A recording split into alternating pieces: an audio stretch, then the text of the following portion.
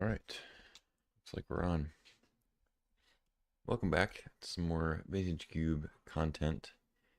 Today's going to be a little bit different because we are in a transition period between the Power Max Vintage Cube and going back to more of the regular, uh, like kind of standard power level of Vintage Cube.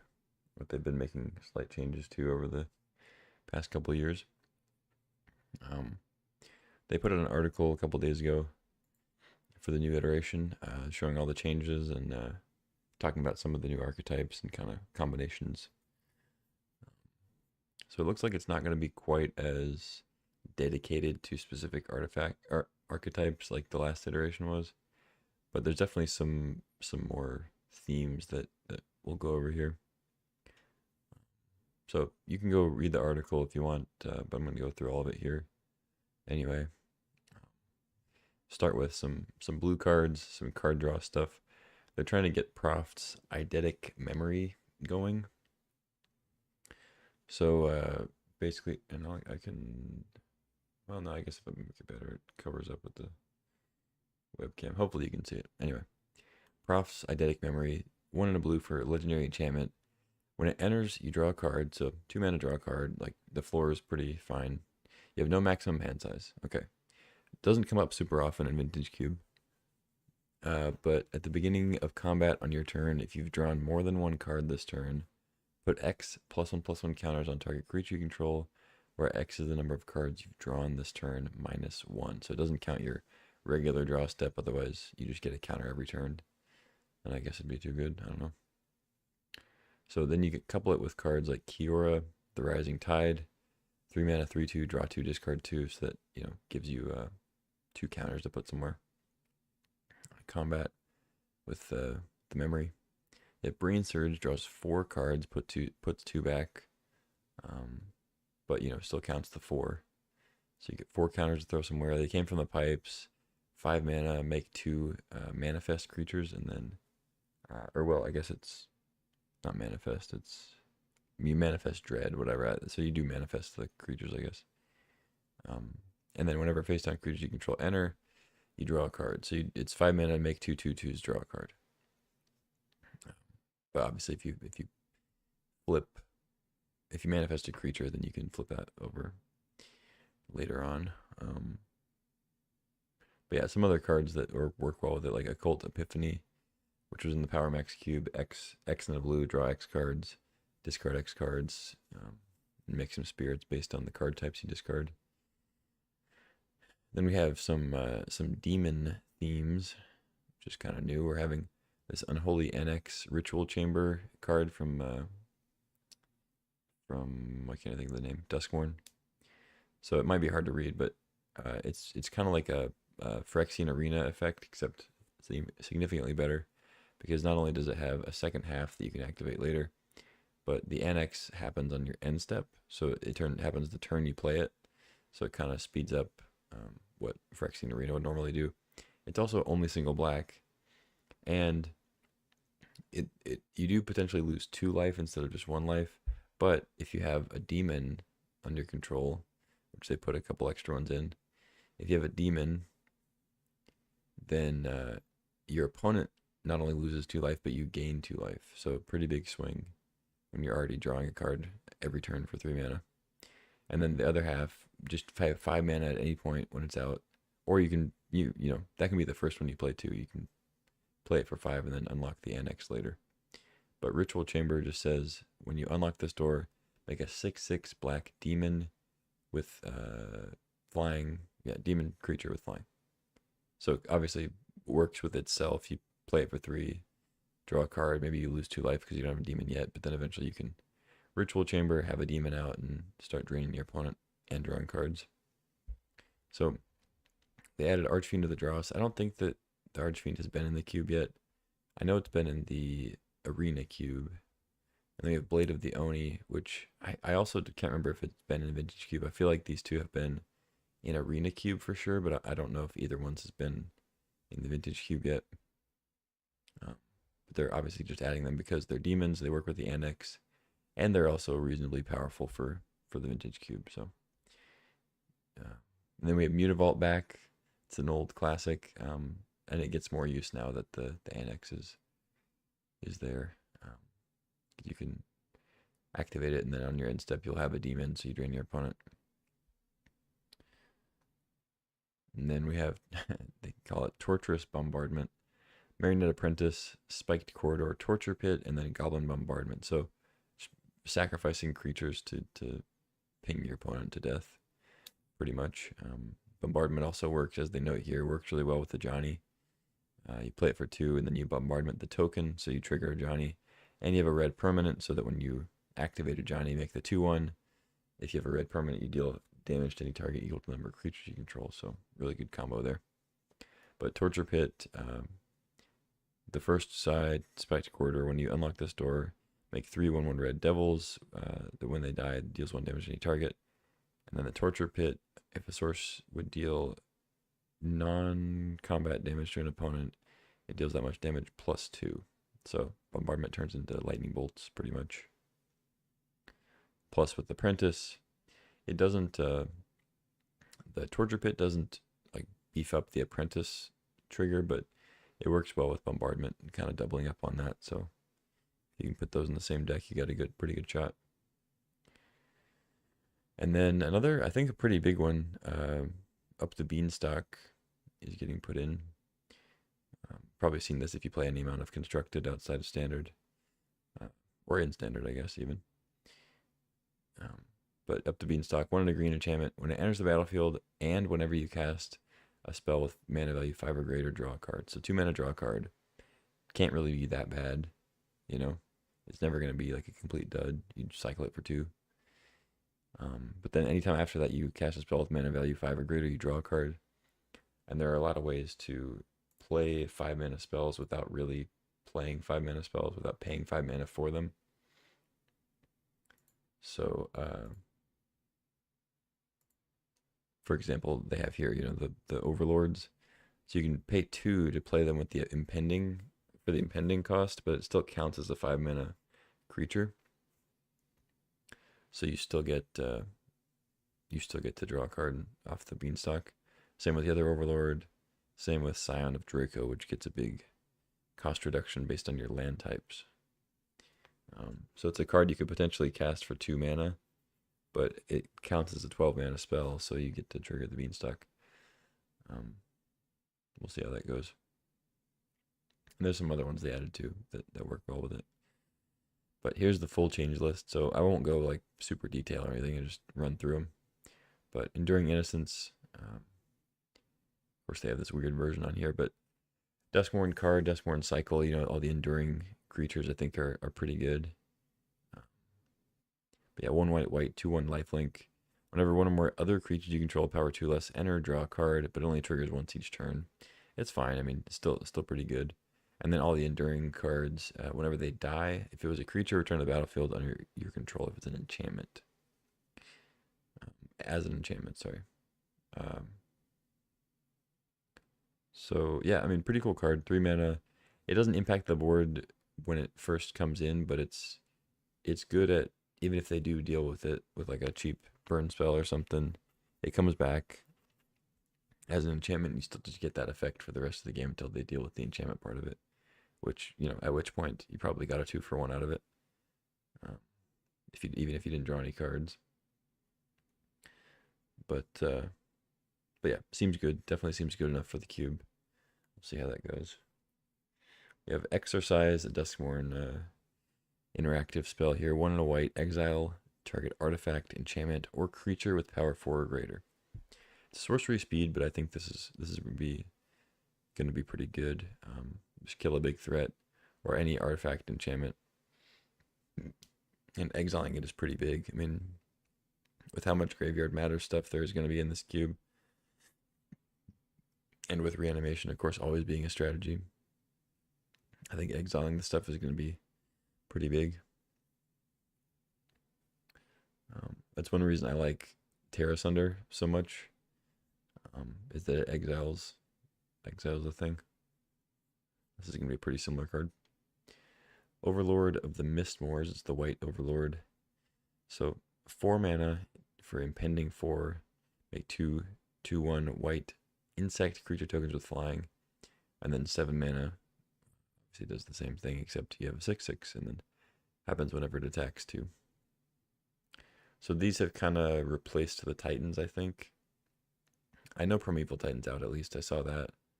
I'm not sure if the other, I'm assuming, well, yeah, I don't know. I'm assuming the other Titans are gone too for the Overlords. But we'll see. I'll have to look at the out list again. So we have pre-war formalware. We saw this in the Power Max cube. Really solid card in white. This isn't really a downside for pre-war, but it's something to note. 3-drops are not, like, they're pretty easy to come by. You don't really need to like prioritize 3s in a white deck, certainly. So it's not gonna be like I don't think it's gonna be like a super high pick necessarily, but it is a good card. Like it's definitely better than several of the other 3s. It's just like I probably won't be picking this over basically any of the high profile 1 and 2 drops, you know. But yeah, good card. Sanguine Evangelist, kind of similar. I mean, it's a token synergy thing. Nice for the go wide strat, but it's a 3-drop in a world where there's plenty of 3-drops. Got Securitron Squadron, 2 mana, 2/2 vigilance, but it has squad 3. So you can pay 3 mana, and it comes in with I think it might even be like 2 copies. I can't remember. I haven't actually played with squad yet. Try to get something there. I'm gonna look up. Here, we'll look this up on Scryfall because I know. What did I say? Oh. Additional cost to cast a spell, pay 3 any number of times with animals created that many tokens that are copies of it. Okay, that's what I thought. So 5 mana for a 2/2 and a 3/3 essentially. So because the other ability says whenever a creature token enters the battlefield under control, put a 1/1 counter on it. So you can play this for 2 as just a 2/2 with vigilance with that ability, or you can play it for 5 to make a 2/2 with vigilance with that ability, and then I guess creature token. So I guess the creature token triggers too. So is it like a? I think you get a 2/2 with vigilance and then a 4/4 with vigilance. Is that right? Because it would get 2 counters. I don't know. I haven't played with it yet, but it seems like a good card. And then of course, if you have more mana, you can pay squad like it says any number of times. So if you have 8 mana, you can make a bunch of Securitrons. And then of course it works with other token making things like Evangelist and whatever else, Lingering Souls and whatnot. Next we have Sheltered by Ghosts. It's an O-ring effect for 2 mana, but you have to enchant a creature you control instead of just playing it out. So it kind of risks 2 things: potential for getting blown out if your opponent has interaction, but it still seems worth it. It buffs your creature a little bit and can exile a thing. It's pretty likely, unless you're winning the game before this happens, it's pretty likely that Sheltered by Ghost is going to get destroyed because the creature is probably going to get destroyed. So maybe don't treat it like an O-ring quite so much. Like there's always a risk that an O-ring gets destroyed and they get their thing back. So ideally you don't want to hit like a thing with a big ETB effect. But if it's a card that you have to get rid of or get out of the way for a turn or 2, then you kind of have to do that sometimes. But basically with Sheltered by Ghosts, it's much more likely that they're going to get that creature back at some point, unless you're just winning the game with what you equip. So just be careful what you exile. You don't want the tables to be turned back on you too hard. But as they mentioned here, the 2 mana aspect of it is nice with Luris and with the Sunblessed Healer, which is the next card on the list. Okay, well, the preview is not going to show up for that one, so I'll search it up, I guess. Sunblessed Healer. So 2 mana, 3/1 lifelink, fine, pretty fine rate. Just like Intrepid Adversary or Intrepid, whatever it is. Whatever the white one is. But it has kicker, 1 and a white. When it enters, if you kicked it, return a 9-land permanent with mana value 2 or less from your graveyard to the battlefield. So works pretty well with Sheltered by Ghosts. Throw it on there. Give it double lifelink. Ward 2. Exile something. And then it works well with Luris because the kicker doesn't count towards the mana cost. It's like an additional cost. So you can play Sunblessed Healer with kicker with Luris and get like another thing back from the graveyard. That's pretty cool. Next we have another Modern Horizons thing that they're putting in. There's a couple new ones from there that are coming in. We have Witch Enchanter. This Enchanter. 4 mana, 2/2. Reclamation Sage effect. When it enters the battlefield, destroy target artifact or enchantment opponent controls. Notably, I guess it's not a May ability, so I can't think of any off the top of my head, but there may be a situation where you don't want to target an enchantment or artifact your opponent has, or blow it up or whatever, but you know, in like 99% of cases you're going to want to destroy the thing, so I don't think it's a big deal that it's not a May ability. Because it does say you're, an opponent control, so it's at least not going to make you blow up your own thing like a Flame Tongue Kabu. But then it's a land on the other side. So, and I think it's a land that you can play untapped. I think it's one of the like pay 3 life ones. Pretty sure. So yeah, seems decent. It's one of those things that it doesn't look that great when you read the card. 4 mana for that effect when we were used to Rec Sage being 3 mana for a 2/1 with that effect. And like even Reclamation Sage is not the best card. You could have it still kind of a sideboard card.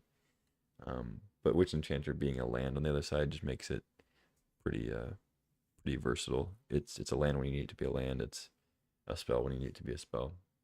So those cards are like kind of sneakily good. So that's why it made it in. And then Abhorrent Oculus, if you played any amount of Constructed, you've seen this card. It's really powerful. Obviously its mana cost, its mana value being 3 is a really good rate for what it does. 5/5 flyer. Every opponent's upkeep you manifest Dread.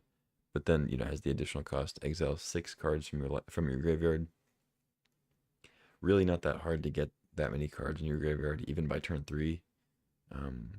It definitely requires some work, but it's not that difficult.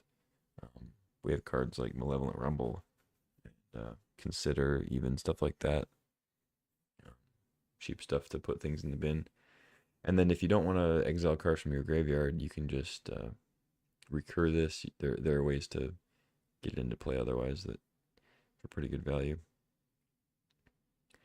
And then the whole Manifest Dread thing also fills your graveyard because you're looking at 2 cards, putting one in your graveyard, manifesting the other one. So it works well with other graveyard shenanigans stuff. It's going to be a fun one. We have Brain Surge, I already mentioned. 3 mana, draw 4, put 2 on the top. So Brainstorm, except with 4 cards drawn and 2 put back instead of 3 drawn, 2 put back. Pretty good. I haven't found it to be outstanding. Like in the Power Max Cube, it was like decent in some decks, but it still faced the same thing with like Brainstorm, where you preferably want fetch lands to be able to shuffle the bad cards away, and you probably want to be doing some combo stuff where you really want to be digging for cards and set up a specific combination of cards, I guess. So good in combo, not the best outside of that. Anyway, it's also good with there's the Miracle card. I think they're putting in the black creature that miracles for 2, and then when it comes in, you get to reanimate a creature. I forget the name of it, but it's pretty good. So Brain Surge helps with that. We have Enduring Curiosity, another enduring creature. 4 mana, 4/3, flash. Whenever a creature you control deals combat damage to a player, draw a card. Good stuff. It's a 4/3, like I said. I think I said. And then same with the Enduring Innocence. When it dies, you return to the battlefield as an enchantment with the same ability. So as it says in the notes here, being able to trade with a thing at instant speed while leaving behind a value engine sounds promising. I would agree. I think that it's a little expensive for what it does. 4 mana is a really competitive slot in any deck. And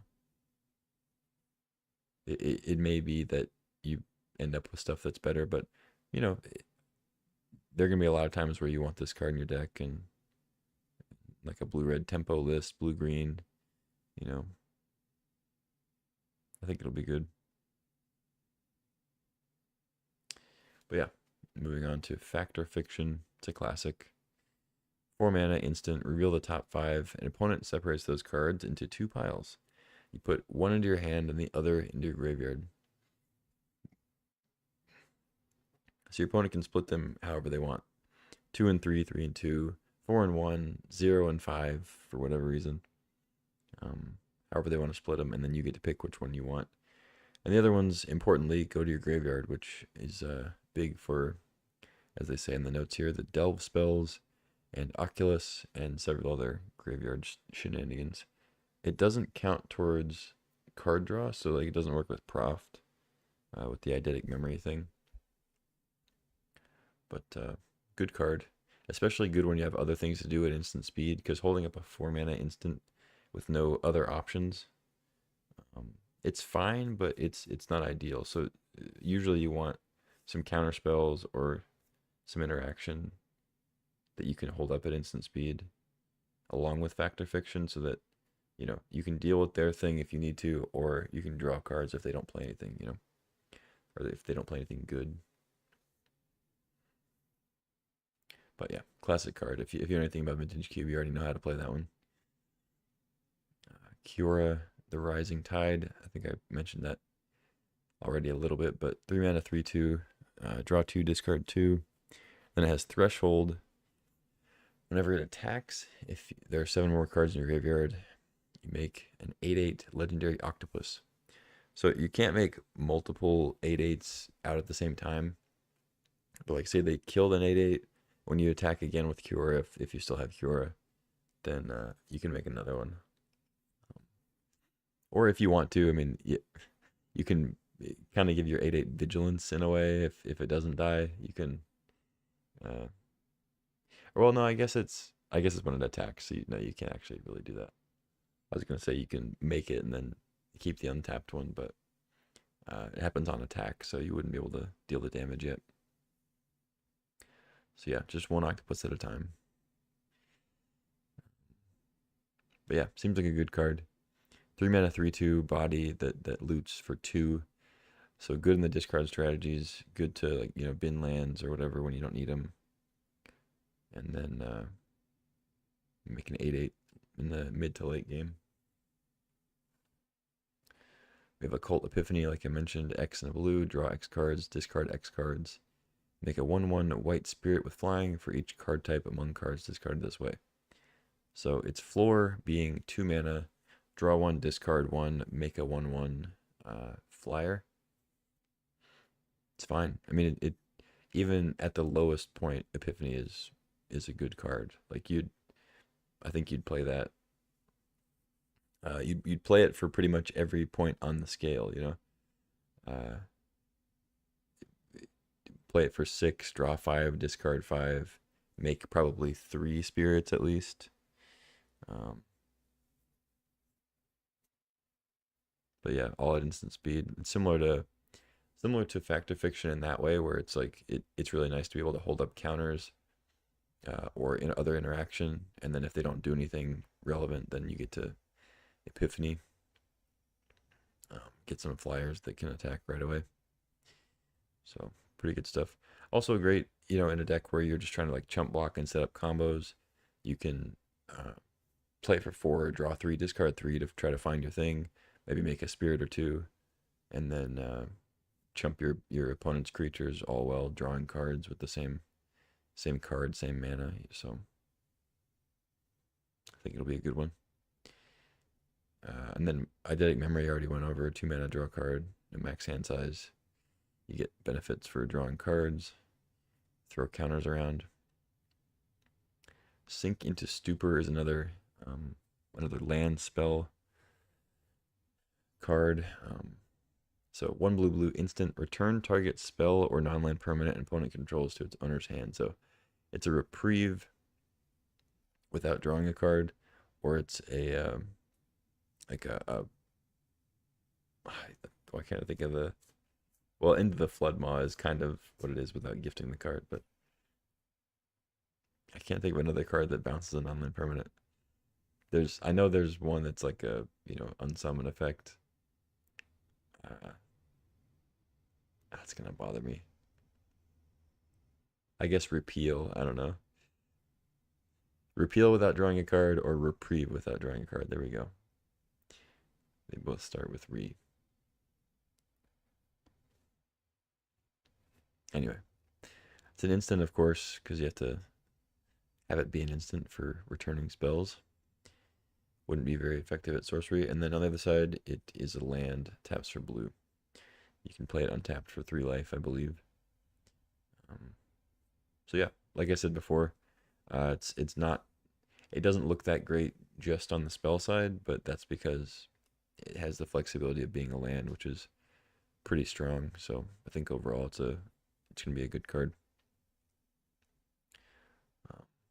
Because it's another thing that can, similar to the witch, where you can just play it in your deck as a land. Like just treat it like you drafted a land. And then there are going to be times where you want to cast it as a spell, and those times will probably be great. Anyway, I mean, it's a pretty high tax as far as land taxes go, to like play it untapped for 3 life and to only tap for 1 color. You know, we're used to shock lands where it's taps for 2 colors, it's fetchable, and you only have to pay 2 life. This is, you know, 3 life for only 1 color, not fetchable. It's you know, it's a 70% of a card on both sides, but you know, 70 plus 70 is over 100%, so seems worth it. That's logic, right? That's how logic works. Anyway, next is Sphinx of Forgotten Lore. This was in the Power Max Cube. I didn't think it was that great in the Power Max Cube. I didn't play it. I didn't have it played against me at all. It was just a little too expensive for what the effect is.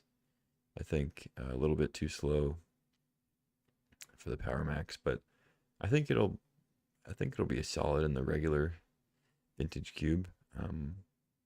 Still not gonna be like a high pick, I'd say, but I wouldn't be surprised if you at least see it more often, you know, in these decks, especially when we got more graveyard stuff, more ways to mill cards and fill up the graveyard with spells. Yeah, anyway. Next, They Came from the Pipes. I already went over that one. 5 mana. Enchantment, when it enters, you manifest dread twice, and then whenever face down creature you control enters, you draw a card. So 5 mana, manifest twice, draw 2 cards. And if you have any other manifest stuff later on, sometimes you can get some added benefits there. Next is Treasure Cruise. It's a classic. 8 mana, draw 3 cards, but you can delve to make it as little as 1 mana to draw 3. You know, more graveyard stuff in this one. Easier to delve. You get the up the beanstalk payoff too, for whatever that's worth. It was already like a pretty good card, like a reasonable Vintage Cube playable, but got a little bit better, I think, in this iteration. Archfiend of the Dross. It's a demon. 2 black. A 6/6 flyer. When it enters with 4 oil counters on it. At the beginning of your upkeep, you remove an oil counter, and then if there's no oil counters on it, you lose the game. So watch out for Vampire Hexmage if you play this. Whenever a creature an opponent controls dies, its controller loses 2 life. So kind of a Massacre Worm effect. But yeah, 4 mana, 6/6 flyer is a really good rate, and then just that added pressure of every time if your opponent is like chumping with spirit tokens or something, they lose 2 life, so still gets some damage in. And then yeah, there are times where like maybe you get close to losing the game because it's still out, but you can probably find a way to sacrifice it or win in the meantime. It's unlikely that a 4 mana 6/6 flyer that drains your, no, it doesn't drain, but like makes your opponent lose 2 life every time a creature they control dies. It's unlikely that that card being on the field for 4 turns doesn't end the game. So I don't think the lose the game clause will matter too much, unless your opponent has Vampire Hexmage, and then watch out for that. Blade of the Oni, not a whole lot to say about that one. It's just a 2 mana 3/1 equipment. It's one of the reconfigure things, but it's got menace, and then when you equip it, that creature becomes a 5/5 with menace and is a demon. So it works with the demon thing. It's just a decent kind of aggressive 2 mana 3/1 menace that can make a smaller creature better. Marionette Apprentice, nice little Blood Artist type effect, but it also works with artifacts, which is cool. Good with bombardment. It's a neat card. Metamorphosis Fanatic is the one I was talking about with the Miracle cards. So good with Brain Surge, Brainstorm. So 6 mana 4/4 lifelink. When it enters, return up to 1 target creature card from your graveyard to the battlefield with a lifelink counter on it. So this has lifelink, and it gives the creature you return lifelink also. But you can Miracle it for 2 mana. Really strong card, as it says in the notes here. Find hard cast at 6, but Vamp Tutor, Imperial Seal, Brainstorm, Brain Surge. Sylvan Library is another one. Sensei's Divine Top, that kind of thing. Can set up a nice Metamorphosis Fanatic. Good card. I think it's worth having in. Knight's Whisper is next. 1 in black. Draw 2 cards. Lose 2 life. Really simple. Not much to say about it. It's good in combo decks. It's not so good in other decks, but playable. Overlord of the Baelmerk. Another Overlord. 5 mana 5/5. When it enters or attacks, mill 4 cards. You may return a non-avatar creature card or planeswalker card from your graveyard to your hand. Is Archon an avatar? I feel like it might be. Yeah. Oh no, it's an Archon. Okay. It is not an avatar. It's an Archon, of course. Otherwise, it'd be Avatar of Cruelty. Anyway. But you can't return other Overlords with this one. But you can Impending 5 it for just 2 mana, so you get that effect for 2 mana, and then it becomes a creature after 5 turns. Or after 5 counters are removed, I guess. Looking at you again, Vampire Hexmage. But yeah, fuels a lot of graveyard shenanigans, which there seem to be a little bit extra in this iteration. Although they are cutting, they're cutting some too. I looked at the cards out list, and they're cutting, the Vengevine and other kind of dredge shenanigans. So maybe it does kind of even out as far as the graveyard synergistic stuff. Just kind of swap them for other graveyard stuff. Anyway, next is Shriekmaw. It's a classic. It got cut, I think, because it's like kind of not up to snuff, but then now it's back, I guess, for they're saying in here it's for up the beanstalk and tutor target for survival of the fittest, which is pretty thin, but I don't know. Seems fine. Shriekmaw has always been fine. It's a early removal spell if you need it to be. Good little 2-for-1 later on. Cool card. I mean, all those elementals from Lorewyn are pretty sweet. So the Muldrifter ilk. We have Unholy Annex for all the demon stuff. Yeah, just a juiced up Phyrexian Arena. Pretty powerful. I think it's going to be a good card. Not like a super high pick, but I think it'll hold its own for sure. And the more like mid-rangey blacklists. Got Unstoppable Slasher, another kind of mid-range black card. 3 mana, 2/3 Death Touch. When it deals combat damage to a player, they lose half their life rounded up. So if they're at 20 and this hits, they go to 18 and then they go to 9. So pretty impactful if you're in the right situation. You can clear the board of blockers, but even if you can't, 3 mana, 2/3 Death Touch, it's going to trade with something. And then when it dies, if it had no counters on it, return to the battlefield tapped under its owner's control with 2 stun counters on it. So one thing to note, it does say if it had no counters on it, not no stun counters. So if you put any 1/1 counters on it with like what's that one? What's the 2 mana white? Put a counter on a thing at the beginning of combat. I always forget. Whatever, you know what I'm saying. If you put any other counters on it, it's not gonna return, even if they're not stun counters. But yeah, good card. Looking forward to trying it out. What's up, Scooby Doofin? We're just reviewing the cube list for the new run of Vintage Cube that's starting. Well, it's starting today, kind of, but more on that later. But yeah, we're just going through the list, the ins and outs. So these are all the cards that are coming in. Hex Parasite goes well with it. I guess, yeah. Valgavoth, Terror Eater. This one was, I think it was put in the Power Max Cube. I never saw it get recurred. But, you know, just another big, dumb thing to reanimate. 9 mana, 9/9 flying lifelink. Ward, sacrifice 3 non-land permanents.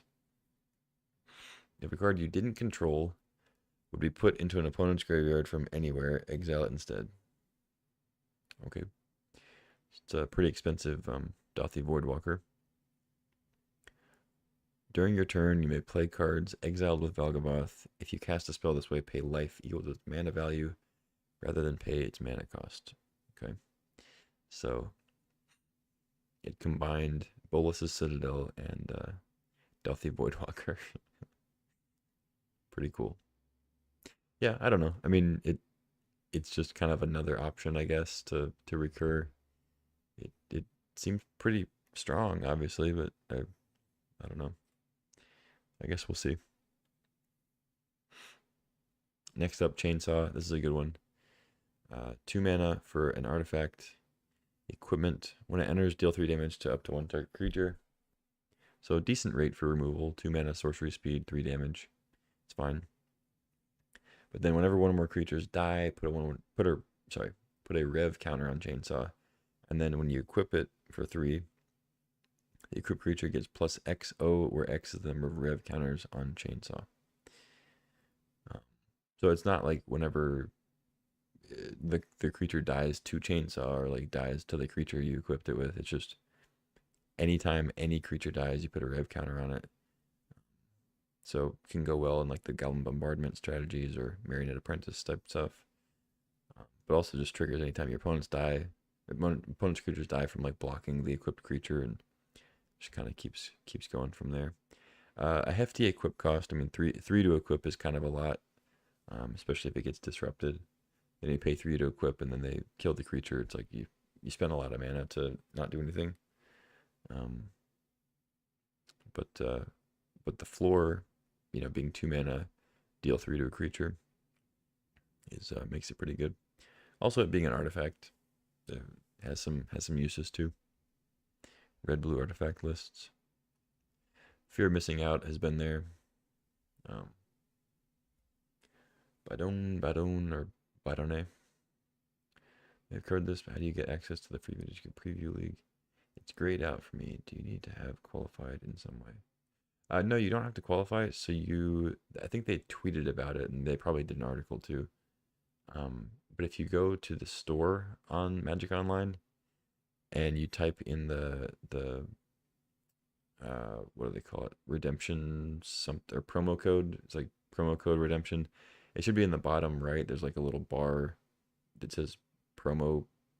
It's like redeem a promo code or whatever. But then you type in holiday 2024 in there, and then you redeem that, and then it should give you two tokens to enter the drafts. So yeah, holiday 2024.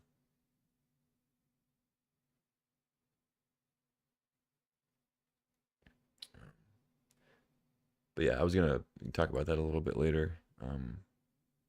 So they are gonna let people draft for free, I guess, before they put it up regularly on Wednesday. It's a little odd, but they give everybody 2 free tokens, and then but that's all you can play. You can only play twice before Wednesday. Not a huge deal. I'm planning on just doing one today and then one tomorrow. Having kind of short streams for it. But I wanted to take today to go over the ins and outs. I could also just go over the cards today and then draft twice tomorrow. I don't know what I'm gonna end up doing, but I kind of feel like drafting today, so I think I will. Anyway, moving along on the list. Fear of missing out. 1 in a red, 2/3. When it enters, discard a card and draw a card. So it doesn't say discard a card and then if you did draw a card. So if your hand is empty, you do just get to draw a card, which is cool. And then it has Delirium. Whenever it attacks for the first time each turn, if there are 4 or more card types among cards in your graveyard, untap target creature. After this phase, there's an additional combat phase. I don't know if at this point the Splinter Twin combo is in the cube. I think it is, because I'm pretty sure it was for the Vintage CUBE Live list, because they had all like the nostalgic cards. So I'm assuming Twin was in there, but this card works with Twin and Kiki Jiki also. It's another piece for that whole combo, because you copy it and then the copy hasn't attacked yet, so you can attack with that, and then you get to untap the Kiki Jiki or the Fear of Missing Out that has the Splinter Twin on it. So kind of cool. I think the way it works is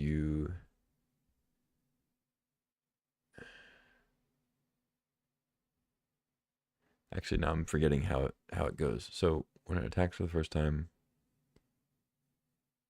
after this phase, additional combat phase. So you make a copy, you attack with it, you untap the enchanted thing or the Kiki Jiki, and then you make another copy. So I guess it only works if your opponent doesn't have any blockers, because it's just infinite combat steps with one creature. Yeah, I don't know. Maybe that doesn't work very good. But I think technically you can combo with it. Probably not something you want to strive for, but I think it kind of works in some capacity. Anyway, next up, Galvanic Blast. 1 mana instant, deal 2 to any target. So nice cheap creature interaction. And then if you have 3 or more artifacts, it deals 4 damage instead. So you've probably seen this card in Modern if you play Modern at all, or Pauper. Even though it's an uncommon on the Double Masters thing here, it was a common at one point in Scars of Mirrodin or Mirrodin Besieged or whatever block it was in. Or I know what block it's in, whatever set it was in. I think it was Scars of Mirrodin, but I could be wrong. Anyway, Pretty good card. Obviously better in the artifact list. Like they say in the notes here, Chainsaw, and then another one we're going to go over later, Piggy Bank. Both artifacts that are also red cards, good aggressive red cards. So you don't have to be like dedicated big blue red crazy artifact trinkets and stuff to make it good. You can actually put it in a somewhat aggressive deck and still sometimes get the 4 mana or 4 damage. Next is Goblin Bombardment. Already went over that one. 2 mana enchantment, sack a creature to deal 1 damage to any target. Good card. Requires some kind of build around stuff, but good card. Goblin Crater Maker is next. Just another way to deal with artifacts, but it also, funny enough, kills Eldrazi. So the one weakness, who knew? The one weakness to Emrakul, the one weakness that Emrakul had was one goblin with a bomb. Makes sense to me though. You can either deal 2 damage to a creature, or you can destroy a 15/15. Makes sense. But yeah, anyway. This is replacing Embereth Shieldbreaker just because Shieldbreaker requires the artifact to already be out when you cast it, whereas Crater Maker, you can play it as a 2/2, get some attacks in or blocks or whatever you need to do, and then if it comes up, you can pay 1, sack it, blow up the artifact, you know, or sack it to deal 2 to a creature. Just more flexible, and even though Embereth Shieldbreaker is only 1 mana to deal with an artifact outright, Crater Maker is just, I think, more flexible. So I think the swap makes sense.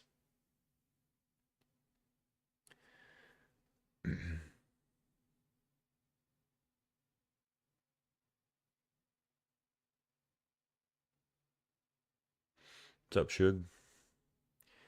I think with tomorrow, it's the copy. Oh, with like the feeder, you mean? It's the copy attacking, not the original. So unless they have an indestructible creature, you eventually do have damage to kill all blockers. Oh, right. Because the damage would not go away, right?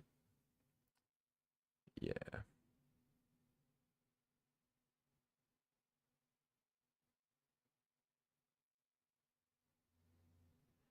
Yeah. It's copy attacking, not the original. Yeah. I knew it was the copy attacking. I couldn't think of how you actually won the game if they had any blockers. But yeah, that makes sense. That you just eventually deal enough damage to each of the creatures that can block, and then you can start getting through. It obviously takes a while if your opponent is not just conceding to the combo and they don't see what's happening. But yeah, that makes sense. What are we talking about? We are talking about Fear of Missing Out comboing with Splinter Twin and Kiki Jiki for infinite combat steps, attacking with a 2/3. High level stuff right here. But more generally, we're talking about the new Vintage Cube update for the holidays. So we're going through the list of cards that are coming in and some of the reasoning for why they might be coming in and some of the stuff you can do with them. So we're down to Karizev, Skyship Raider. So 2 mana 1/3, first strike menace. When it attacks, make Ragavan 2/1. That is attacking, and then you exile it at the end of combat. I don't think this card's that great, but it does work well with some other cards. Like it works with Gut and Broadside Bombardiers. And it also works well with the Goblin Bombardment that they put in. So unfortunately, it doesn't just naturally trigger on because you have to exile instead of sacrificing it. So it doesn't trigger like Marionette Apprentice, but you can do it with some other stuff. I think the best combo with it, I think, is Broadside or Gut. I think those two are really solid for it, but not the best 2-drop on its own. Next we have Kellen. I think Kellen was pretty good from what I saw in the Powered Cube, the Power Max Cube, whatever.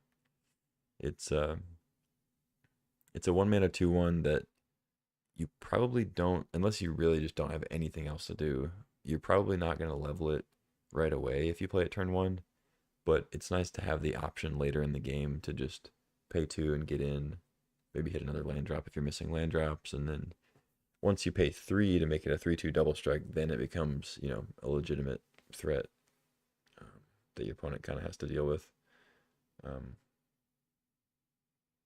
But yeah, a fine card, another good red 1-drop. So I think it's gonna be a welcome addition. Next is Overlord of the Boiler Bilges. Another Overlord. We know the impending thing. 4 mana impending 4. When it enters or attacks, deals 4 damage to any target. So 4 mana, deal 4 to anything. Pretty good start. And then when it becomes a creature and starts attacking, then your opponent is pretty much dead. But yeah, works well with Up the Beanstalk like the other Overlords. Pretty good thing to recur. You know, I'd say it's probably one of the better Overlords to reanimate, because it has a pretty big immediate impact. All the Overlords are pretty good to reanimate, but I think this one's probably the best one, just because you can just nuke something for 4 damage, or, you know, kill a Planeswalker and kill, you know, any substantial creature on the board. It kills like Urza, all the good stuff pretty much. And then as soon as you start attacking with it, you just blow up whatever blockers they've got, get in for lots of damage. But then we got Piggy Bank, I mentioned a second ago. Another red artifact. 2 mana 3/2, so slightly above rate. I mean, we're getting to the point now where a 2 mana 3/2 is like kind of on par. It's not even like above rate anymore. But whenever it dies, make a treasure. So kind of cool. It gets in there in combat, and then when it dies, it kind of ramps you a little bit for a turn. You know, it makes your opponent maybe reluctant to block on turn 3 when you attack, because then it could mean that you get to drop a 4 mana spell. You know, you get to play like a Chandra or something large. Yeah, anyway, then Razorkin Needlehead. We saw this in the Power Max Cube. I think it has its place, and the only reason it didn't get played more, like the reason I didn't play it more, and I think the reason I didn't see it quite as often, is really just because it's double red. It's a little tough to play at double red. But you know, I think that the mono red strategy is going to be a little more viable in this version of the cube than it was in Power Max, because Power Max was just all about getting the best value on every card you played and getting initiative and, you know, combining strong combos and stuff. It didn't have quite as much room for just straight up red aggro, but I think this one might have more room for that. So I think the Needlehead will be a little bit more prevalent. Still not like an outstanding card, but I think better than it was in Power Max. Next is Screaming Nemesis. This one's a really annoying card to deal with if you're the opponent and you don't have just straight up spot removal, you know, Bitter Triumph or whatever. But 3 mana 3/3 haste. Whenever it is dealt damage of any sort, it deals that much damage to any other target. If a player is dealt damage this way, they can't gain life for the rest of the game. Pretty brutal. So the life gain part obviously doesn't come up in all matchups. Like, not every deck's going to have access to life gain, but there are decks where it definitely does matter. You know, maybe decks that pay life to do a certain thing, knowing that they can probably gain that life back with some other combination of cards, you know. But then, you know, the big thing, of course, is 3 mana 3/3 haste, that if you block it to kill it, you get to deal additional damage to something, maybe 2 for 1 them, or just deal 3 or 4 damage to them, depending on how they block it. But yeah, just a really strong card that, at the very least, is almost always going to get you a 1 for 1 at the very least, which not every card can say. Unless your opponent can just go past it and take 3 every turn, you know. There's that, I guess, but that's unlikely to be the case. If you get it out early, at least. But we have Spiked Corridor, Torture Pit, which is not showing up for some reason, so I'll pull it up here. But it's one of those split cards.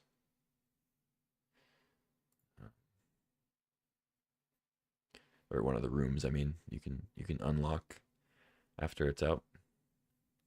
But so 4 mana for the Corridor or 4 mana for the Torture Pit. Spiked Corridor makes 3 red devils that deal 1 damage to anything when they die, and then the Torture Pit says if a source you control deal non-combat damage to an opponent, deals that much damage plus 2. So really good with Goblin Bombardment, like I said earlier. But then, of course, works with itself, where you make the devils and then you make the Torture Pit. And then anytime those devils die, you get to basically bolt something. Really powerful. So kind of mana intensive, 4 and 4 on either side there, but with the right support, I think that card's pretty solid.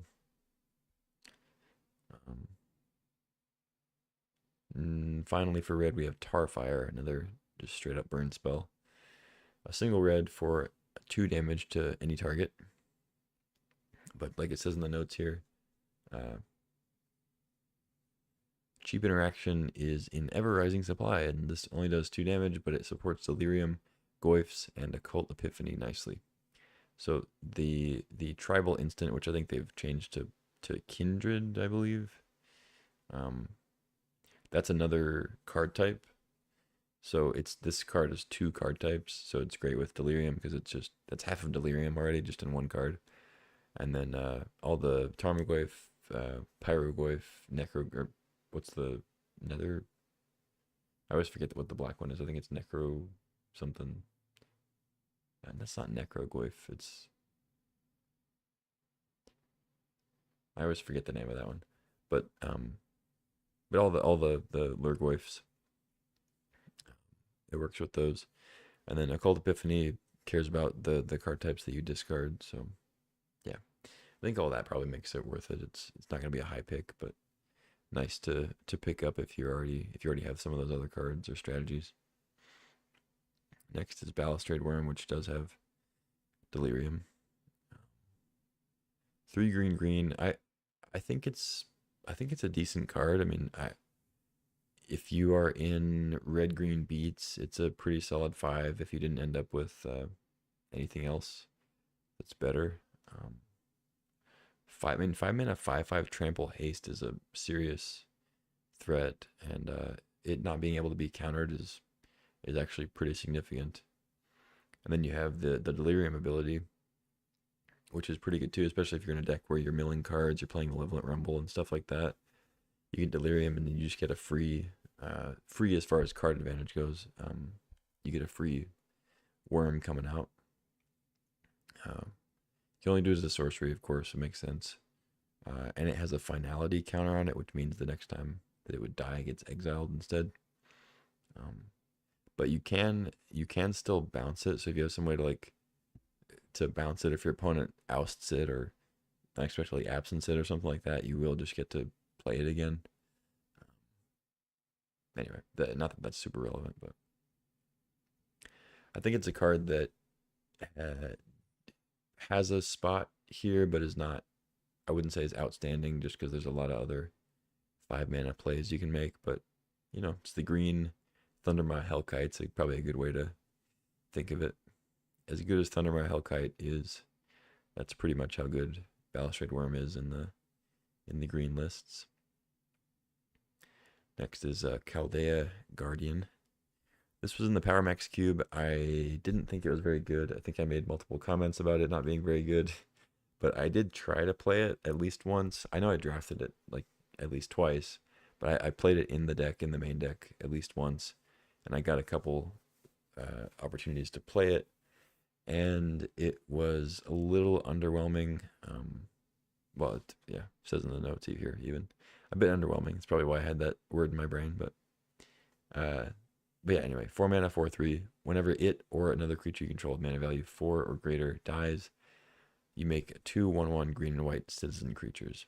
But then it has Blitz for 3, which means that it gets haste, and then you sacrifice it on your end step, but then you also draw a card when it dies. So that's probably what most people are going to play it 4 is the 3 mana effect. Obviously, playing it for 4 is fine too, but I think typically the play pattern is going to be more often play it for 3, get in with it for 4, and then when it dies, you get 2/1/1s and draw a card. So pretty good value. Like on paper, that sounds like good value. I just think that maybe the red green beats strategy wasn't quite as prevalent in the Power Max cube as it might be in this version of the cube. So I think in this version, the Guardian will be worth playing and probably one of the better, like kind of one of the maybe mid tier 3/4 drops in green in that strategy. But I think Power Max it kind of fell by the wayside because there were just more powerful things going on, and you didn't really need to be jamming a 4/3 with haste that died and made 2/1/1s like that. As good as that sounds, in some senses, there were just better things to be doing. So anyway, next is Force of Vigor. Probably seen this card before. It's a card you can cast for free if it's not your turn, and you can exile a green card. You can cast it for free, instant speed, destroy up to 2 target artifacts and or enchantments. This card was in the Power Max cube. I did cast it once because I sided it in against Time Vault combo. It was very effective there. Blew up the key and the Time Vault. So yeah, it's good. You probably would never main deck it, but pretty good sideboard card against the heavy artifact deck. There's no Time Vault in this cube, so it's not going to be as imperative that you get rid of their artifacts as it would be in the Power Max cube necessarily, but still pretty good if you're playing against heavy artifacts. Thopter Foundry is still going to be a thing. Deal with that. Next is Insidious Fungus, still on the Artifact Enchantment Destruction train. This is replacing Haywire Might, pretty similar card. I think this is going to be better, and like the notes say, it's going to be more main deckable. Single green for a 1/2. You can pay 2 mana at any time to sacrifice it and either destroy an artifact, destroy an enchantment, or draw a card and put a land from your hand onto the battlefield tapped. So, I mean, turn 1, play this. Turn 2, attack for 1, sack it, draw a card, put a land into play. Like, you get to Rampant Growth, kind of. I mean, if you have to have the land, of course. It's kind of more like an Explorer. Yeah, it's like between an Explorer and a Rampant Growth, I guess. It's a worse Explorer and a worse Rampant Growth, but it's a combination of the two. Whatever. Not everything has to have an analogy, but it seems like a good card, and I think it will be better in general than Haywire Might. They're different, destroying an artifact or enchantment is different from exiling it. But Haywire Might also couldn't hit creatures, so this Insidious Fungus will be able to kill, Kappa Cannoneer if you have the extra mana to pay the ward, or, Mer Battlespheres, stuff like that. Phyrexian Metamorph. So it'll be able to kill creatures, which is a slight difference. And then just being able to cycle it, I think, is going to be pretty big to make it better than the Might. But they're different. They're different enough to not really be able to say one way or the other whether one's like strictly better. But I like the swap. See where that goes. Big Nissa's back. The Phyrexian Nissa here. Of course, we can't read what it does based on the preview, but you probably played with it before. You can +1 to make a big creature equal to her loyalty, -1 to destroy an artifact or enchantment, and then the -7 is an overrun effect based on the number of forests you control. So if you have 4 or 5 forests out, when you -7, you're probably going to win. But yeah, pretty good card. Not like a super high pick, but if you're looking for a big payoff to some kind of ramp strategy or green mid-range thing, then it's fine. Next, the Green Overlord. That's a good one. 3 mana impending 4. When it comes in or attacks, you make a tapped colorless land token, a land token, named Everywhere. That is every basic land type. So, of course, taps for every every color and counts for every land type for like domain stuff. Um, so pretty good for 3 mana. I mean, it's a rampant growth effect for a land with every color. Pretty good. And then it sticks a creature out there in a few turns. Say it for all the overlords. Good with Up the Beanstalk, and then good with domain also. So next is Twitching Doll.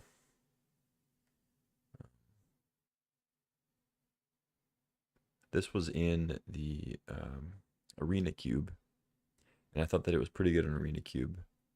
That cube's obviously a little bit slower than Vintage Cube in some ways, but I think Twitching Doll, it'll be interesting. I think it is definitely good enough to try.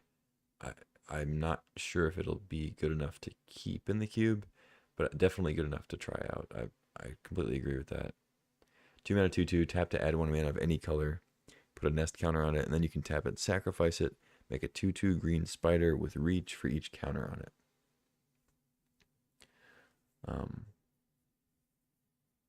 Oh, just each counter on it. So it counts +1/+1 counters too. Huh.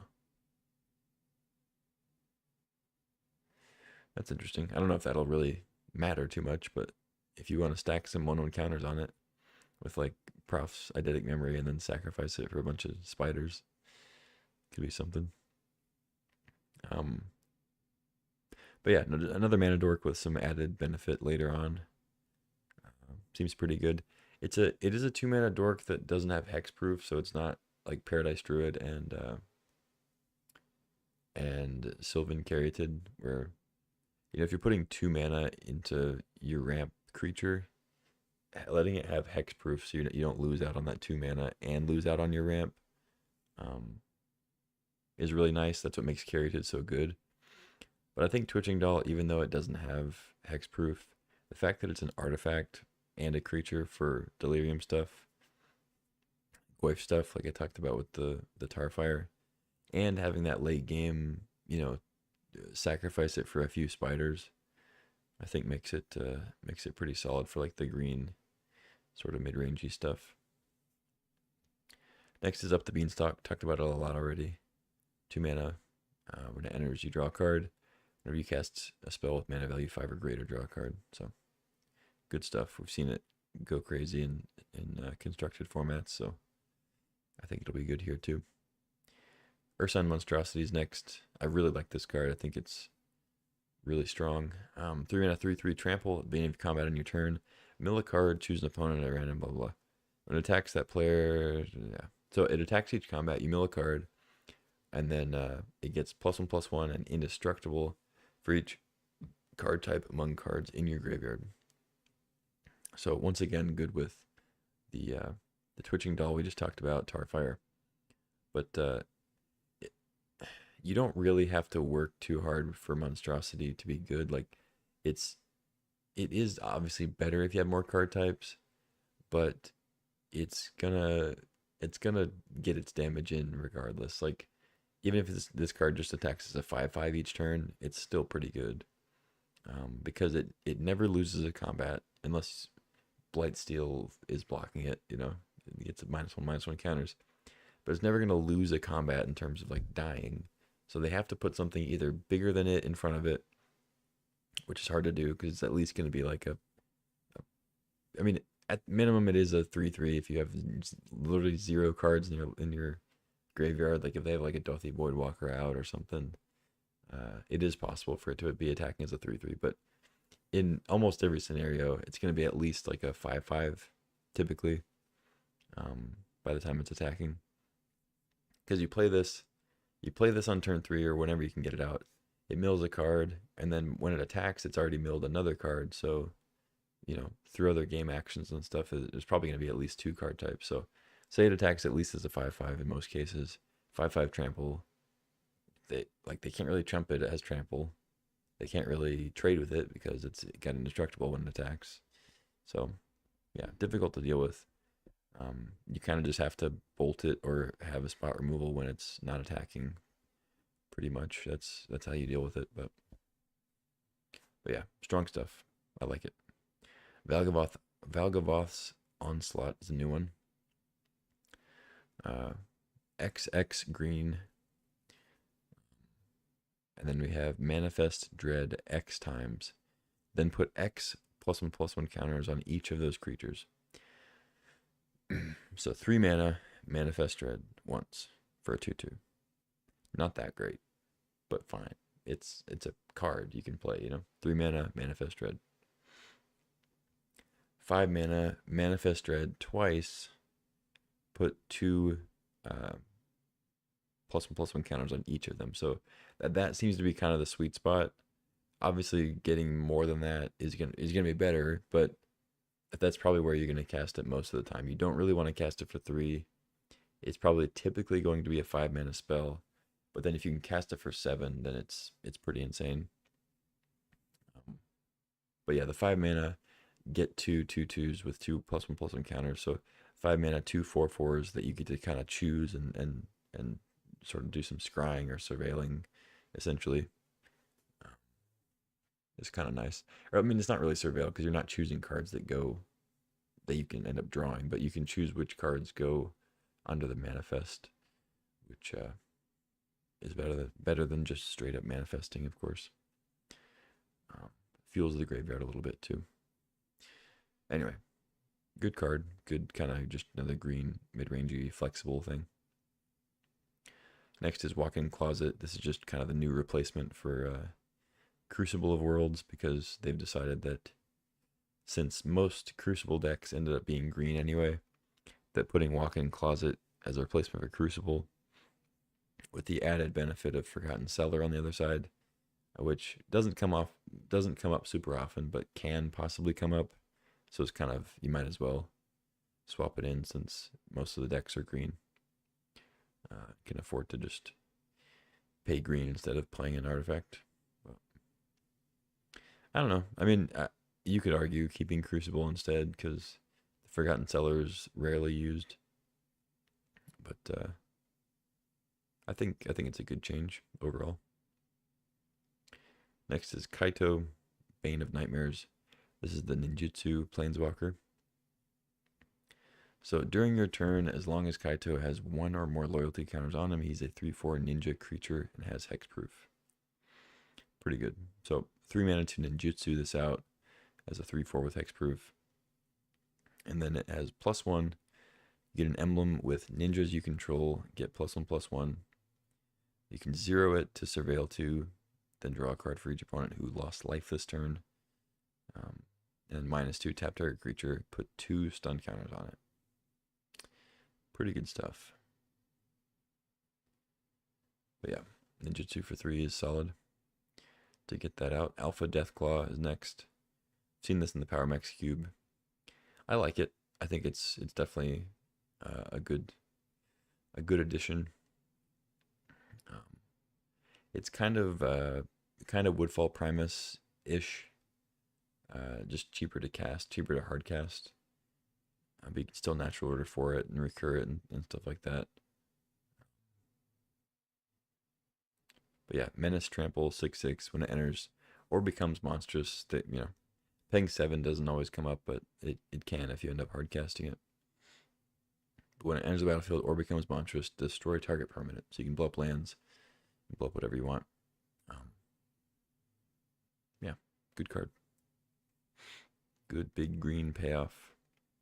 Next is Thornspire Verge, and then down here there's Blazemire Verge too. So they're gonna put those in place of Raging Ravine and Restless Vents, which is fine. I don't know. I like Raging Ravine, but if they want to swap it out, then sure. Next is Fire Ice. I really like Fire Ice. It's a classic. It got taken out, I think, directly. I mean, they claim that like there aren't direct swaps very often, but it got taken out for Flame of Honor. But they're saying that a lot of the wizard support is going to be out, so they're bringing Fire Ice back in because Flame, of course, is significantly better when you have wizards. Valky is back in. They say it's back in with Bring to Light, which is cool. So yeah, 2 mana, 2/1. When it enters, you can you can take a sort of a Mesmeric Fiend for creatures. Then you pay X, and you can make Valkia a copy of the creature that you exiled if you want. Then the other side is the big 7-mana Tybalt Planeswalker. Has a lot of good effects. Whatever, I don't need to go through them. If you resolve Tybalt and you're at anywhere near parity, you're probably going to win the game. Bring to Light works well with Valky because you can bring to light for cheat, like for 5, but then play the Tybalt side of Valky. I'm pretty sure. I could be wrong on that, but I think that's how that works. And then they have Coma. I'll bring to light also. You can cast whatever spell. So it's Converge. You search your library for a creature, instant, or sorcery with mana value less than or equal to the number of colors of mana spent to cast this spell. Exile the card, then cast it without paying its mana cost. So, an expensive tutor, but it also allows you to just come out and cast it, so you don't have to pay its mana cost. So, next up is Coma. Just another big green thing. Get out with natural order. You can sneak attack it, recur it. I think it's fine. I think it might be one of those that's just kind of a, it's a new big dumb creature that'll probably cycle out when we get more new big dumb creatures in the next few sets. But I like it. It's hard to deal with. Can't be countered. If you hard cast it, and then when it hits the opponent, you make 4 3/3s, which is pretty strong. Next is Ghost Vacuum. I think this card will be pretty important in this format, slightly more than what it usually is. 1 mana, tap it, exile target card from a graveyard. 6 mana, tap it, sacrifice it, put each creature card exiled with it onto the battlefield under your control with a flying counter on them, but each of them is a 1/1 spirit in addition to its other types. Activate only as a sorcery. So, pretty cool. Play it cheap. Start exiling stuff from your graveyard or your opponent's graveyard to deal with their graveyard shenanigans, their reanimating, their goifs, their whatever. And then late game, pay 6, you can crack it open and get a few creatures out with ETB effects, maybe. Like a mini Archon or mini... Grizzlebrand's not an ETB effect, but you can get a little Grizzlebrand. Woodfall Primus, stuff like that, if your opponent is reanimating. But yeah, then we have Mutavault. I already talked about that one. It's pretty straightforward. Just a colorless land becomes a 2/2 when you want it. But it's all creature types, so works with the demon thing. They mention here in the notes too, works with Othari. So Othari has the thing, I forget about it sometimes, but it has the thing where you can pay 4, tap a rebel you control, and get it back to play tapped. So you can activate Mutavault, making it a rebel, and then get Othari back. So kind of cool. Next is Nettlecyst. 3 mana living weapon thing that the creature equipped gets +1/+1 for each artifact or enchantment you control. Cool card. Not like super powerful or anything, but if you have heavy artifacts, it can come down as, 3/3 or 4/4 early, and then it grows. And then if the creature dies, you re-equip it for 2 and make something else big and busted. So if you're given time and it's a relatively slow game, kind of grindy creature-based game, then I think Nettlecyst shines. It's just not so great against decks that aren't battling on the board, because it doesn't give, it doesn't give trample or evasion or anything. They can just kind of chump it and do their combo stuff. But anyway, Nexus of Becoming is next.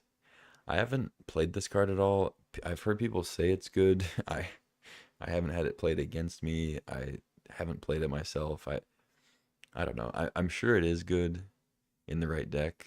You probably need to have like Mishra's Workshop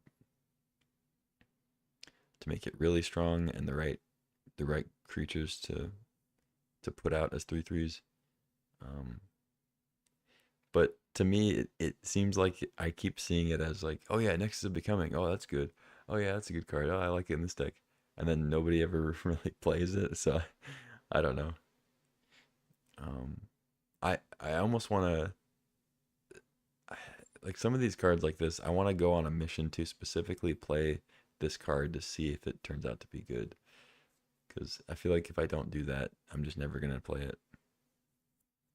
Because I feel like so many other cards are better than it at that, mana cost at that price point.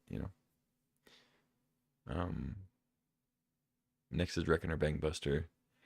This is a really solid card in the Arena Cube. At least up until this last version of it, the last version of the Arena Cube was pretty powerful compared to the previous ones. But Bankbuster typically is solid in that cube because it's a little bit slower, a little bit more like mid-rangey. Um, I think it'll be fine in this cube. I'm not sure. I'm not sure if it actually will be good, but we'll see. Um, it seems to be slightly slow, but I think it'll be fine. It's never gonna be like bad, so sure. Cyano Draco's next. Domain Payoff. You can play it for as little as 2 mana. And each creature you control has Vigilance if it's white, Hexproof if it's blue, Lifelink if it's black, First Strike if it's red, and Trample if it's green. So this creature doesn't get any of those. But it's a potentially cheap 4/4 flyer that makes your other creatures more scary. And then last but not least, Urza's Bauble is the final one, which doesn't show a version of it here, but I can pull it up. It's just like Mishra's Bauble, except instead of looking at their top card or your top card, you look at a random card from their hand. So 0 mana, you sacrifice it, look at a top card, or sorry, I just said the Mishra's Bauble text. Look at a card at random in target player's hand, and then you draw a card at the beginning of the next turn's upkeep. So like I said, just like Mishra's Bauble, except instead of looking at the top card of a person's library, you look at a random card in their hand. So it plays slightly differently. With Mishra's Bauble, a lot of times you want to maybe activate it on your opponent's upkeep to see the card they're going to draw, but draw your card on your turn so you don't get thought seized or something like that. There are obviously other times where you want to Mishra's Bauble on your turn, so you draw on their turn to maybe draw a counterspell or interaction or something. But Urza's Bauble is a little bit different. I mean, the same applies if you want to draw a card on their turn for interaction, but if you don't want to do that, you typically want to wait till the end of their turn because you want them to play out the cards that they're going to play for that turn before you activate the bauble, so that you don't like see a card that they're just going to play. So if you activate it on the beginning of their turn, you see like an island, and then they just play the island. It's like you didn't really get any information. But if you wait till the end of their turn, they play like island and a creature, and then they have 3 cards in their hand. You crack the bauble, you see a card that's relevant information for the next turn. But anyway, all that to say, there's another bauble in town. But yeah, that's all the cards that are coming into the cube. I'll quickly go through the out list. Not gonna dwell on it really, but we'll go through the cards because why not?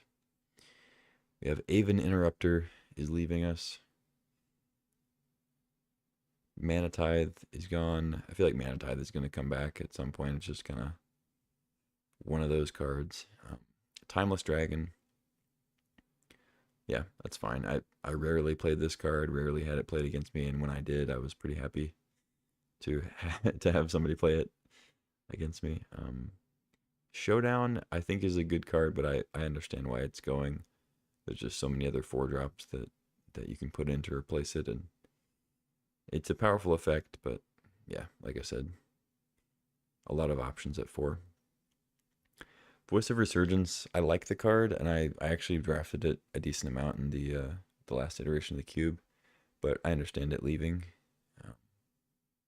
Intrepid Adversary, they put in the the Sunblessed healer, so it makes sense that they would get rid of Adversary. Just kind of, 2 mana, 3/1 lifelink with some extra benefit if you want to put more mana into it. I think Adversary was always kind of a mid-tier 2-drop that could scale up, It was never like a super high pick. But next is Selfless Spirit. That's kind of a surprising one, especially if they're putting Sunblessed Healer in. I feel like Selfless Spirit is a really good one to healer back. So also with Samwise, like I don't really get that swap. Like if you're putting healer in to get things back, I would think you'd want like the premier 2-drops to get back, and Selfless Spirit is definitely one of those, as well as Samwise. But I don't know. They're the cube curator masters. So what do I know? Taking out Beza, that's fine. Like I said, Loud at 4. Beza was a fine card, but I'm not gonna miss it. True Name is an interesting one to kick out. I think that True Name has kind of been outclassed in some ways. It's 3 mana for a 3/1 that can't be touched and can't be blocked. Which obviously has its applications. It can be annoying in some matchups, but for the most part, it just doesn't quite do enough for 3 mana. Then Tishana's Tidebinder. But I mean, that being said, True Name could easily come back at any point and be a good vintage cube card. Like it's not a bad card, but I'm just saying I completely understand the boot. Tishana's Tidebinder. I like this card a lot, but holding up 3 mana, if you don't have a deck that has other counter spells and interaction to hold up, it can be a little awkward to have to hold up 3 mana. And if you don't play it for its ability, it's not the best. I mean, you can trade with a creature and make it a 1-for-1, I guess, and that's fine, but I understand the cut. Venser is kind of similar.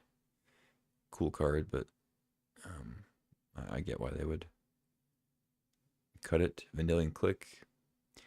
Vendilion Click is kind of similar to True Name in the way that it's a double blue 3-drop creature that it gives you a clock. Click, of course, is more interaction and disruption. But there's better things to do at 3, and it's not really what blue does so much anymore. Especially having it be like a double blue card is a little awkward. And then Huatli getting cut is fine. I never really thought Huatli was that good. But it's okay in like the multicolor strategies. Duelist of the Mind is next. I think this card was solid, but I understand the cut. It is kind of funny that they would add all the other card draw stuff with the eidetic memory and then cut Duelist of the Mind. That seems a little odd, but that's fine, I guess. It was never outstanding, so it's fine. It's kind of cool with like draw 7s, but other than that, it was pretty mediocre. Dress Down, yeah, fine, whatever. Cadsil Larcenist, yeah, it's an okay 3-drop, but certainly not a high pick. Smirking Spelljacker, there were definitely times where this card won the game, but it's kind of like, yeah, it won the game, yeah, it got your big spell, and they got to cast it, and blah blah blah, and it wins. But it's a 5-mana spell. Like there are a lot of 5-mana spells that win the game, so it's not. I think it was one that kind of felt like it was more powerful than it was, because when it worked, it felt really powerful, but there were also times where your opponent just assumes that you have Spelljacker and they just keep attacking and not casting spells on their turn, Like if you're not in a good board state where you can just hold up 5 mana, you end up playing it for 5 as a 3/3 flyer. It's just not good, Anyway, Treachery, it's a classic. Used to be a very high pick and now is getting cut from the cube. 3 blue comes into play, untap 5 lands, and then you control enchanted creatures. So steal a creature and untap the lands, essentially making it a free spell, but you have to actually put the 5 mana in first, but then it becomes kind of free. Other shenanigans you can do with it if you have like High Tide or whatever else, but we're kind of beyond that in Cube, I think. Or we've sidestepped it, however you want to talk about it. Nissa Resurgent Animist. This is the one that's landfall. It's kind of like a big Lotus Cobra, but then if you have a second landfall in the same turn, you get to kind of, it's not really cascade, you don't get to cast it, but you get to look for an elf or elemental from the top of your library. Like, you keep flipping till you hit one. Put it into your hand, the rest on the bottom. It's a fine card. I mean, I think that I think that in general Lotus Cobra is probably just better because it's 2 mana instead of 3. But if you have a couple elementals, like if you have Fury or even, you know, Endurance or something, I think this is fine. Or if you're playing like a 4-color Omnath list, then I think Nissa becomes solid, but certainly not a high pick. Hazel's Brewmaster was pretty much only in the cube for the Devoted Druid combo, so I think they're also taking that out. Makes sense that they would cut the Brewmaster. Bloodghast is out. Yeah, they don't have like Vengevine stuff going on. They do have some graveyard things happening, but not quite in the same way. Tough Cookie, yeah, I don't know. I never really played this card. I didn't really have it played against me more than a couple times. Seems okay, but green doesn't seem to really want the artifact stuff going on. So it's whatever. Next is Souls of the Lost. It's a discard outlet for Reanimator, but I never found it to be that great. Sort of a Lurgoyf-ish card. Manamorphose is next. It's kind of an odd one to cut, but I guess if they don't have storm stuff going on, at least not like red storm anymore, it's okay to cut Manamorphose. Stitcher Supplier, yeah, you know, they cut some of the dredge stuff, so Supplier goes. Bloodchief's Thirst, yeah, pretty generic. Removal spell, it was sorcery speed, which made it a little worse. It was nice versatility to be able to kill a mana dork or little utility creature, and then later on be able to kill a big planeswalker or a big creature. But sorcery speed is kind of the issue there. Darkstar Augur, it's an additional Dark Confidant, but fine card. I understand the cut though. It definitely seemed like one of those where it was just getting put in because it was a new card and would probably see itself out soon, and now it is. Leovold is leaving. That's interesting. It's one that you didn't always see played because there's 3 colors, 3 mana, 3 colors. But I think if you can fit it in your deck, it's a good card for sure. And then it's one of those that you want to get some draw 7s with and punish, or not punish your opponent. It's not really the right term, but like play a draw 7, they don't draw, and blah blah. You get to take advantage of that. But I guess I understand them cutting it. Next is Ulamog the Ceaseless Hunger. Yeah, I mean, I personally like Ulamog, but I guess I get it. There's enough big stuff to cast and cheat out. Reanimate. Ghostfire Slice. I actually liked this card, but I get it. It's just another burn spell. It was like not so great at 3 mana, but if you cast it for 1, it's pretty solid. But they put Galvanic Blast and Tarfire and something else in, I think, so they had to cut another one, I guess. Bitter Union, yeah. Bitter Union didn't ever seem that great. Sometimes you got the sacrifice it to give haste thing was beneficial, but I understand the cut. Rampaging Raptor. I don't love that cut too much. I think Raptor's good, but they also put in some other red stuff that's, I guess, similar, so whatever. Hate to see the Raptor go, but adios. Rite of Flame is gone. Yeah, sure, whatever. I hardly ever saw Rite of Flame get played. Shieldbreaker, yeah. Pyrosurfer, yeah, this card was not very good. so I understand the cut. Hired Claw, I think was okay in the aggressive red decks. They're putting Kellen in now, so it's probably kind of a swap for that. Glorybringer going out is interesting, especially because I think, yeah, Bonehorde Dracosaur is also coming out. It's not showing up here, but yeah. So 2 5-mana dragons are coming out. And when I saw that earlier, I looked back and like to see what was maybe replacing them. And it's not much. It's like pretty much not anything that's replacing those dragons, except like the Overlord of the Boiler Bilges or whatever. So yeah, it's kind of interesting to cut 2 big dragons and just give one sort of replacement. But I think it's fine. I mean, there was always like, so there's still gonna be Goldspan Dragon, I believe, and there was always kind of a slight overabundance of those. I felt, because mono red, like you wanted one of those dragons, but you didn't. You almost never wanted two, and having like 3 or 4 of those effects in the cube is, because I feel like Thundermaw might be back in too. So like, I kind of understand it. If there's Thundermaw and Goldspan already, I really don't mind cutting 2 of the big dragons. I think that's fine. Rootwalla, yeah, get that out of here. It's fine, but whatever. Emberheart wasn't very good, I didn't think. There's no combat tricks or anything like that, so makes it a little worse. Anji's Ravager, there were times where it was solid, but for the most part, I didn't think it was very good. Escape to the Wilds. I like this card. I'm fine with it getting cut, but I would like to see it back at some point. Courser of Crufix. Yeah, it's another one that's kind of been just passed by as far as power level goes. It's a cool card, though.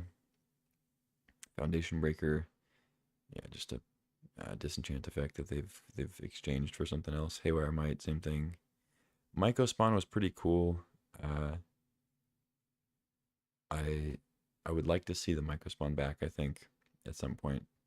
It was nice to get Tolarian Academy or Gaia's Cradle with it. Strip Mine, stuff like that. Primeval Titan, sad to see that one go. And I guess the other Titans are still in, which is weird. Yeah, I think they're still in. Yeah, and it's an odd cutting Primeval Titan. I don't really understand it too much. I'm sure if somebody explained it, I'd probably be fine, but I might like to hear an explanation for why that's getting cut. Maybe it could just be because it's not, like, maybe a little bit slow. There's not as many land synergy stuff that makes it great. There's no Valakut, Not sure, but it's a card I have a soft spot for, so maybe that's why I'm a little reluctant to accept that it's cuttable. But anyway, Paradise Druid, yeah, they're putting the Twitching Doll in, so it's pretty good replacement there. Devoted Druid, similar thing. Just don't need that many 2-mana dorks, I don't think. Augur of Autumn, another Courser type effect. I think the Augur was good, but I definitely saw it go pretty late in the packs, and I cut it from a couple of my decks as well, so I get it. Vengevine, yeah, that stuff's gone. Crucible got out for the enchantment, I forget the name, but Fallen Shinobi was at one time a pretty strong card, but I think people are kind of caught on not only to Shinobi being an option, and your opponent's attacking with cards in a weird way, but it also just, I think that's mostly what it was actually, is that people kind of caught on to it, and ninjutsu relies a lot on your opponent maybe not expecting a ninjutsu effect, but anyway, a strong effect, but I think the format kind of got a little too fast for it, a little too tempo centric for Shinobi. Pillage the Bog, pretty good for drawing combo pieces and things, but I understand cutting it. It was a pretty late pick most of the time. And then, yeah, Ravine's out for another land. Flame's out for Fire Ice. Same for Vince, out for a land. Croxa is out. I did kind of like Croxa. I understand cutting it. I wouldn't be surprised at all if this card comes back soon. I think it's fairly solid. If you're in red black or like Jund. Mana Confluence. Yeah, I'm not a big fan of Mana Confluence. Risen Reef. Although I think City of Brass is still in, so I guess they're keeping City of Brass instead of Confluence. Which I understand City of Brass is more iconic, but Mana Confluence is just way easier to play on Magic Online, so I'd prefer that it was Mana Confluence instead of City, but whatever. Risen Reef is out, sure.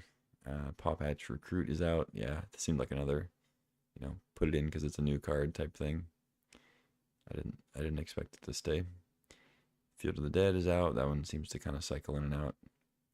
Portion Legionnaire is a tough one to see go. I actually don't think that this one's been outclassed because you can just play it for 2 mana, and like a 2 mana 3/1 first strike is still good.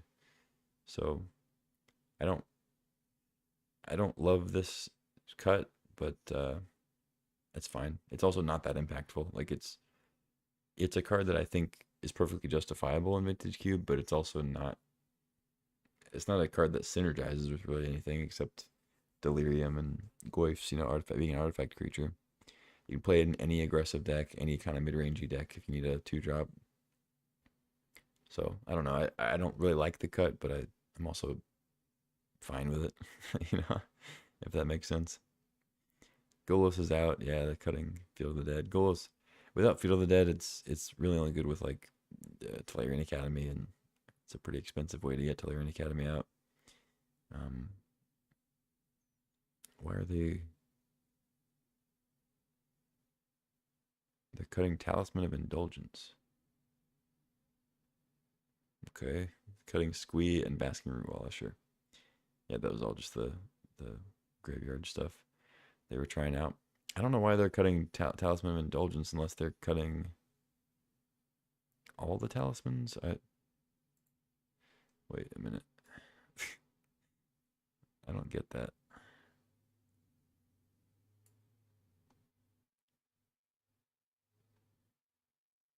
Did they... Okay, I think they meant that they're cutting all the talismans. Because I don't see any here. So, are there signets now, I'm guessing? Because I thought they put signets in for the live, like the Vintage Cube live thing.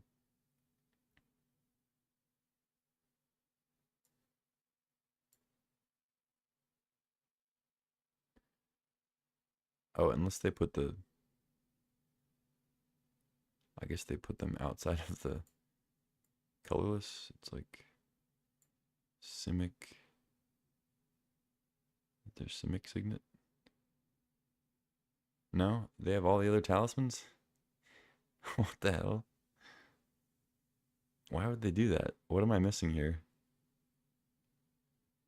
Why would they only cut...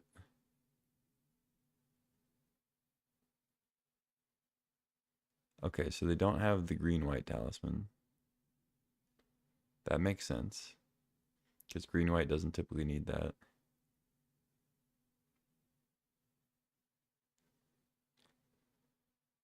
Okay, no black-white talisman. There's a red-blue talisman. Yeah, that one makes sense for sure.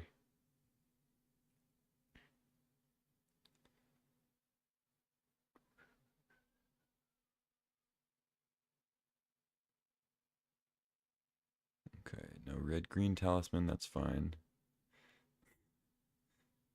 Yeah, no green-black. Yeah, all the green ones make sense to not have. Talisman of Dominance. Yeah, blue-black makes sense. Boros, but there's the red-white talisman. Okay. Odd. Why would you keep red-white and not red-black? I feel like red-black is more playable. I don't know. I guess they're pretty similar. And then, of course, they have blue-white, yeah. And all the blue ones make sense to have in.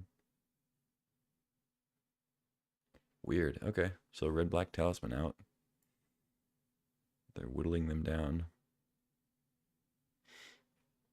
Yeah, I'm not gonna go over the whole list. It'd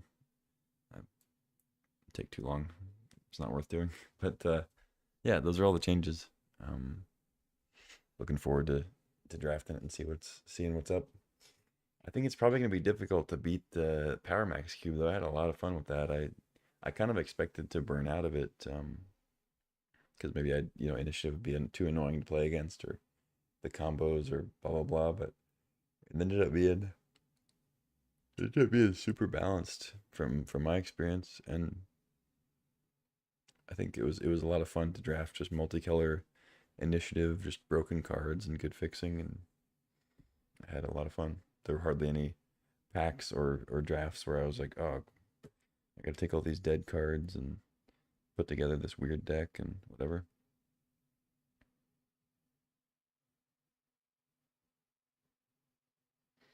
But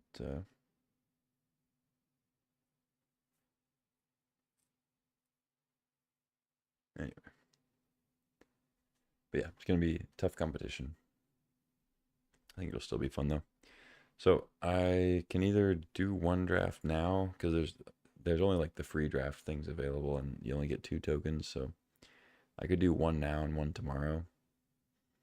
But I kind of feel like eating and not drafting. So I may just do 2 tomorrow. I think that'll probably work out better anyway. Um, I think I'll call it here on this stream and then we'll do 2 drafts tomorrow. Seems good. And then Wednesday, the full regular cube should come out. Should come out like in the afternoon, I think, and then we can start jamming for real. But yeah,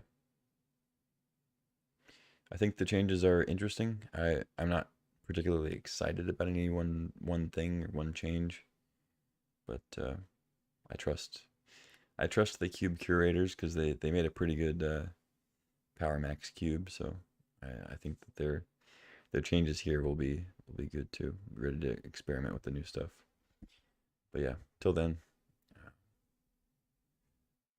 I'm just gonna be doing some work and getting ready to try some free drafts. I don't even have to pay any play points or whatever. We'll see how that goes, I guess. I don't know if we'll get any new players coming in for the free drafts that maybe we'll end up playing against people who don't know how the cards work, but I have a feeling it's just going to be the same old crowd. It just got a couple free drafts, but they're trying something new, I guess. Anyway, until tomorrow, take care, and I'll see you then. Adios.